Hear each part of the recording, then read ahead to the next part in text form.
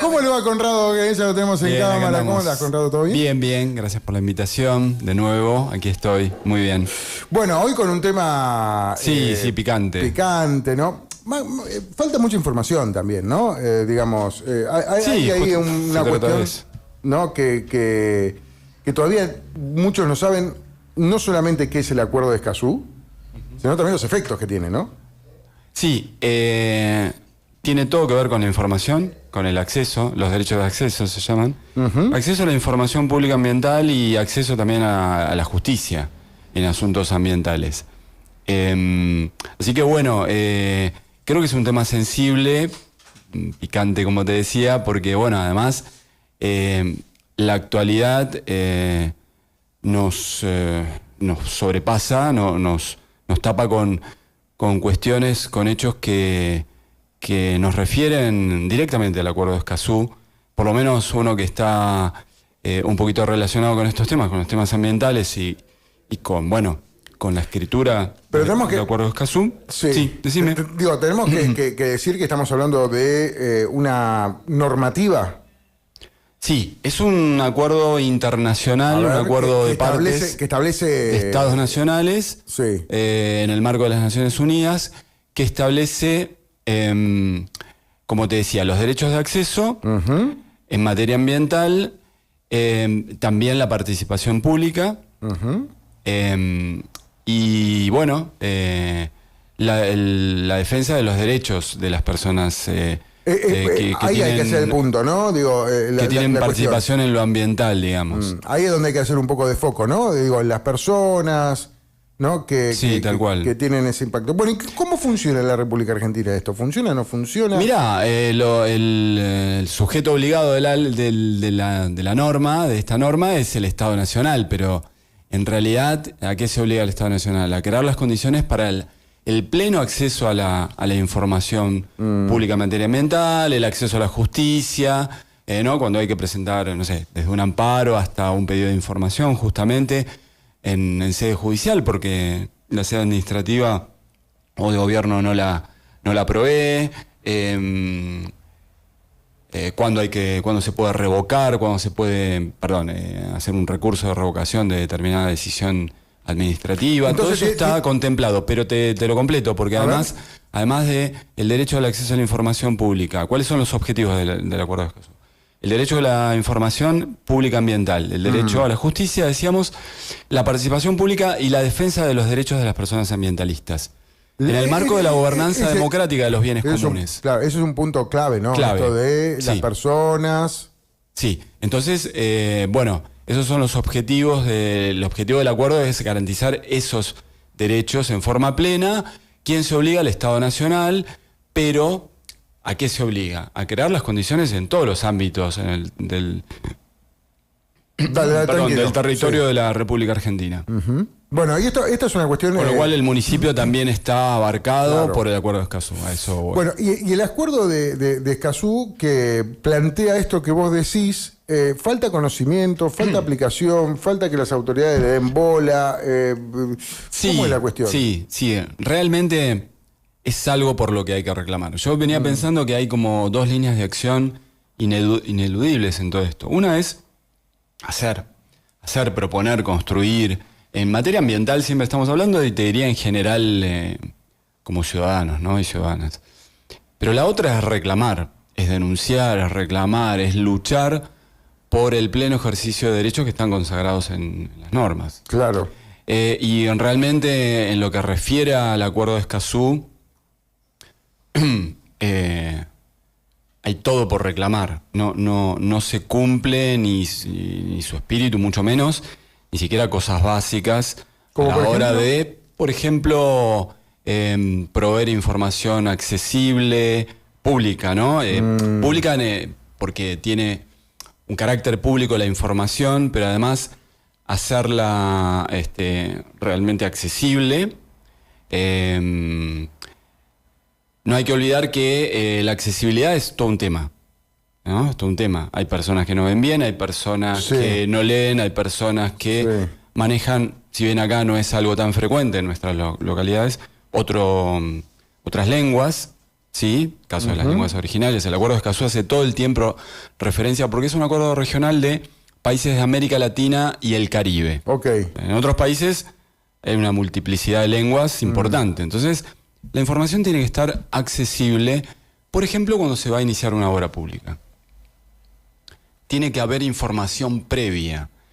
Además de que se tiene que habilitar los procesos de participación ciudadana. Claro. Pero aunque se hubieran cumplido los procesos de participación ciudadana, tiene que haber cartelería, tiene que haber información de los efectos que va a producir, le llamamos impactos ambientales negativos, esa obra. Pero ahora, Conrado, cuando yo te escucho, ¿no? Esto que contás y digo, ¿por qué no se cumple? Y si no se cumple, ¿cuáles son los pasos que tendrían que hacer las personas que no se cumplen?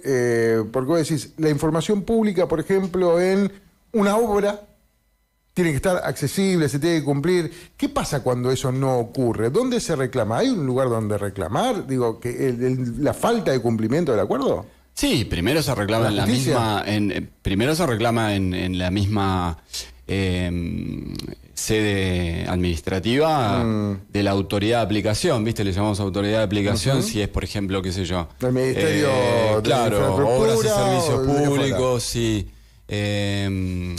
Quien va a auditar y a inspeccionar esa obra en términos ambientales. Entonces, se reclama ante la autoridad de aplicaciones y no se reclama en sede judicial. En la Argentina hay pocos fueros, hay pocos distritos que tienen fueros ambientales. Pero se presenta la demanda y irá por los canales que tengan que ir. ¿Conoces algún antecedente de demanda? Sí, bueno, mirá, cuando yo te decía que la actualidad nos impone hablar del Acuerdo de Escazú en términos concretos, situados y temporales muy actuales, me refería concretamente a lo que ha pasado en diciembre del año pasado con la obra propuesta de Espigones en Gamé Norte. Lo que ayer contaron, escuché un poquito la radio y vi a la mamá de Lautaro. Daniela. Que la buena noticia es que hoy vuelve al jardín. Sí, me enteré. Digamos, eso es Escazú. ¿Por qué es Escazú? Porque Julieta, la acompañante terapéutica, formó parte del colectivo que se oponía a la construcción. Ni siquiera es oponerse a la al inicio de la obra, claro, al inicio en términos ilegales. Yo estuve ahí, vos estuviste ahí. Sí, me acuerdo claramente de tu voz diciendo, atrás de mí, diciendo, esto está mal, esto está mal. Sí, cuando uno ve cosas, ¿no? que no están bien. Los funcionarios públicos no pueden... perdón, yo tengo un muy buen concepto de Lucía Bogarín, la secretaria de Ambiente. Yo no puedo dejar de decir lo que veo, lo que interpreto. Los funcionarios públicos no pueden alentar a la violencia, no pueden alentar hay el una hecho de causa poner en contra ahora, ¿no? En todo eso. Unos vecinos en contra de otros. Sí. Hay una causa judicial. Lo que se reclamaba era muy claro. Hay demandas que están en proceso.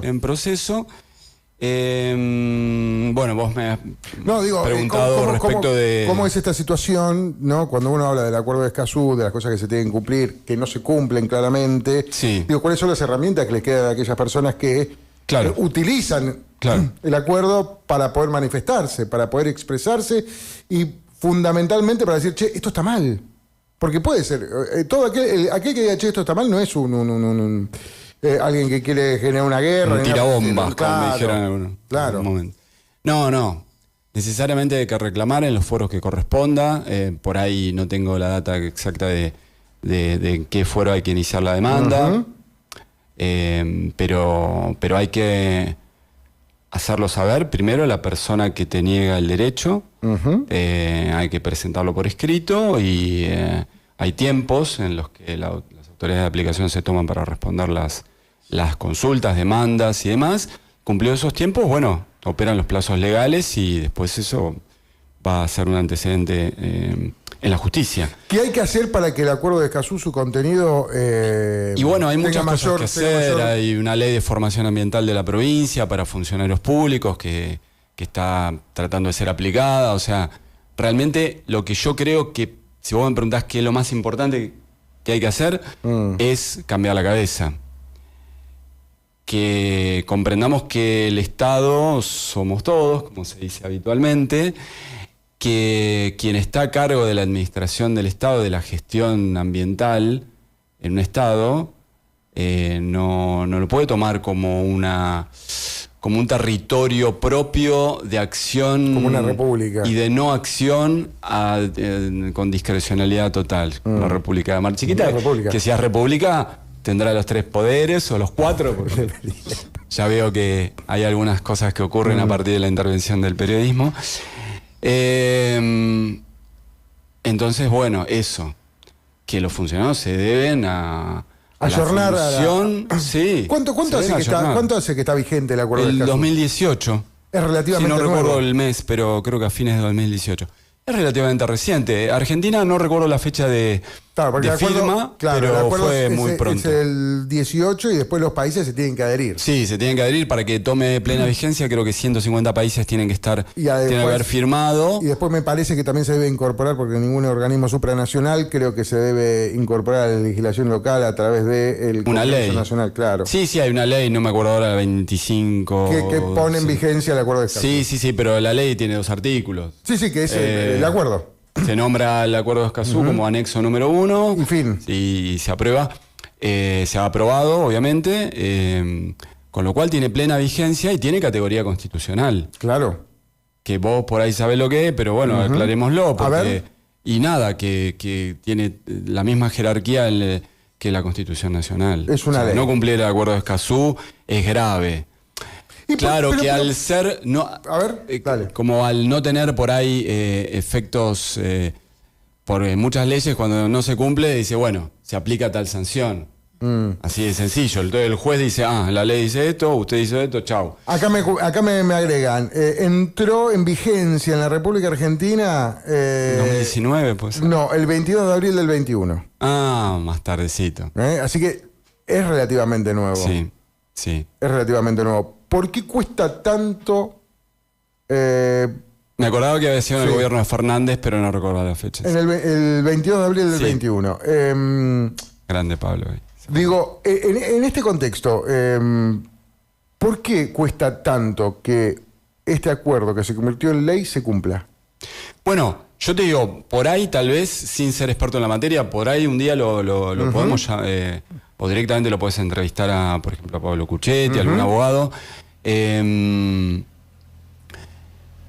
Pero yo te diría que, bueno, es un acuerdo, no es una ley punitiva en el sentido de que, viste, prevé sanciones, el capítulo de sanciones de muchas leyes, ¿no? No está eso.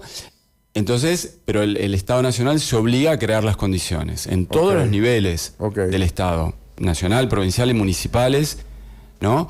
Entonces, bueno, un funcionario no cumple con el espíritu y la letra del acuerdo de Escazú, se lo puede demandar.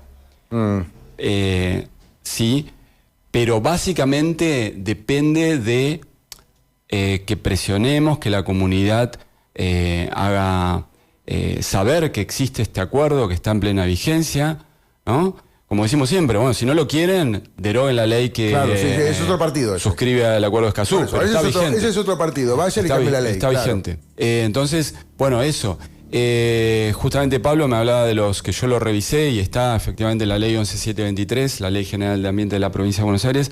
Está el artículo 78, creo que se prevé la regionalización del ambiente en la provincia de Buenos Aires y la creación de los consejos regionales del ambiente, que van a gestionar en cada una de las regiones.